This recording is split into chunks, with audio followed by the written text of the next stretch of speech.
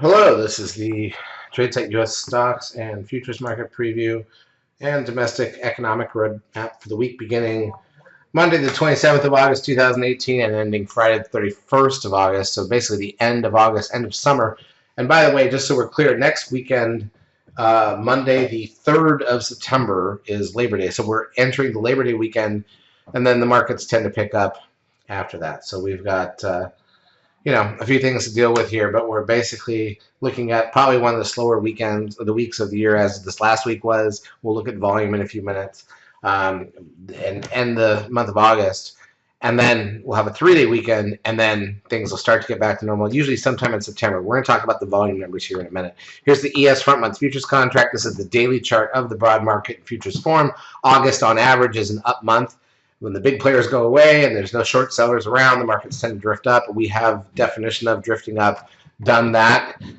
So we're back near highs on the ES. Having said that, September is historically the most negative month of the year. So we'll see what happens. We've got a 13 sell signal, and we're still under the risk line there. Let's go through the major indices, and then we'll talk about the intraday action. So crude oil up 69 cents to 68.52 is nowhere near the highs. We've got Hawaii taking a hurricane hit this weekend, but so far we have not seen hurricanes that matter out of the Caribbean. That doesn't mean we won't, and that obviously affects crude oil prices. Gold up $18.30. It's a big bump off the lows, but it's still, generally speaking, near the lows of the year. S&P cash index up 17.71, still under the risk line from the 13 sell signal the other day. And Nasdaq 100 up 71.56, almost near all-time highs, but not there. I should point out, though, that gives us a 13 sell signal on the Nasdaq 100. So we had it on the S&P cash, we had it on the ES futures, we had it on the Dow Industrials, and now we have it on the NDX. This is the entire market giving us a 13 sell signal.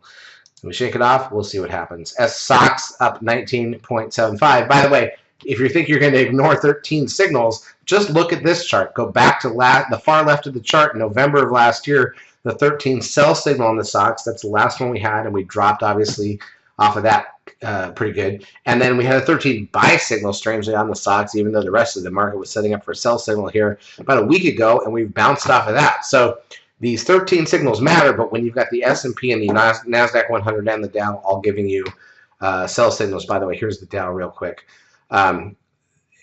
I mean, at some level, you've got to take notice, right? It's at least something to be paying attention to. So every long you get in when you've got market directional support, great, but obviously don't let it go against you. And every short you get in and the market starts to tank, try to give it some extra room. That's how this goes. The biotech's up 6.27. Note also the two last 13 signals on the biotechs were both buy signals.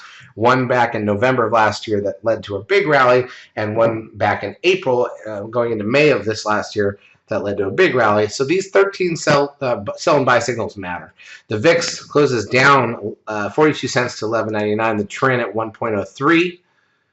That puts the 10-day moving average at 1.16. Nasdaq volume 1.8 billion shares. It was a very light volume week. We had a couple lighter volume weeks in July, if you really look at it, but it really started bad. We've had a couple of really bad trading volume weeks. But look at last year. This is the thing that I'm going to scoot this back. And so again, if you look at late August of last year, we had some really low volume days, and then after that, the rest of the year was higher, not including a couple days like Thanksgiving and whatever. But it was still the Friday around Thanksgiving, but everything picks up in September, right? September is much bigger than August, so we're going to get back to a better trading environment. Now, we had a great trading week in futures. We had a great trading week for stocks. If you just counted like 2 of the days, and a couple of the other days, really nothing happened. We literally had days where almost nothing triggered, but Thursday itself was a really good trading day. So even in the bad weeks, we try to put something together. That's what we do. But obviously, it's easier when the volume picks up, and we're going to get to that coming out of Labor Day. I mean, the best month of the year, to me, the best months of the year start September and sometime after Labor Day and go all the way to April. But honestly, September is always one of the greatest trading months of the year. Advanced decline ratio on the Nasdaq plus 658. It's a lot more stocks up than down. Plus 1134 in the New York. Google gains 1559, not near new highs. Apple gains 67 cents. Not at new highs, although near it. Netflix gains $19.65, not near new highs. Amazon up $2.49. not at new highs, but near it. Tesla up 272, not near new highs. So none of the big ones are making new highs, even though the Nasdaq is, which is interesting. TLT, the 20-year bond ETF, up 24 cents. Facebook up $1.75, but nowhere near new highs. And interestingly, the banking stock Goldman Sachs down $1.23. So that's not a positive sign for the markets. Let's go to the intra-week action. So I'm going to change this to 10-minute candles so you can see the whole week.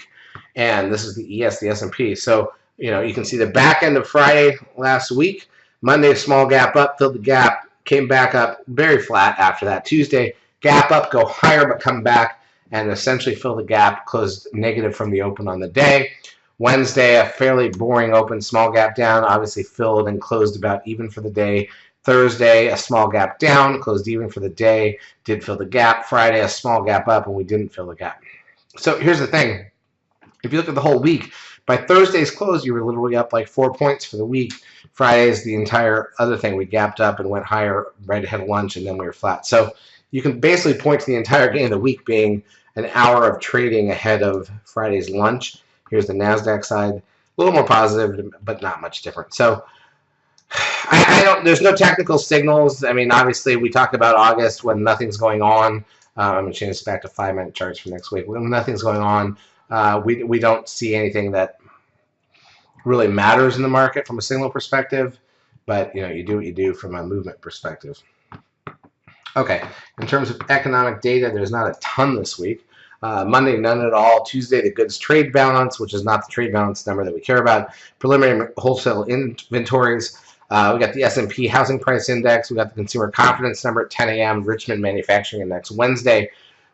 Second look at GDP for the second quarter. Pending home sales now 30 minutes in. Crude oil inventories now are into the market. We got personal income and spending along with core PCE price index and initial and continuing jobless claims an hour before the bell on Thursday. Natty gas now are in. And then Friday, Chicago PMI 15 minutes into the market and the revised University of Michigan sentiment and 30 minutes in. None of these are big numbers. Monday we're dead. Again, kind of fits with the fact that this is the end of the month of August, which is the slowest month of the year.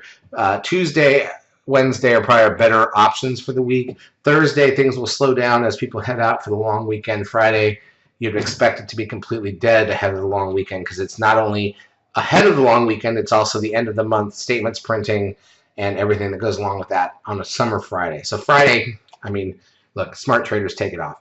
Charts as usual brought to you by eSignal. If you've not yet taken the trial of our services, feel free to do so. We will help you out for a couple of weeks. We are ending our summer specials on Labor Day. Have a great trading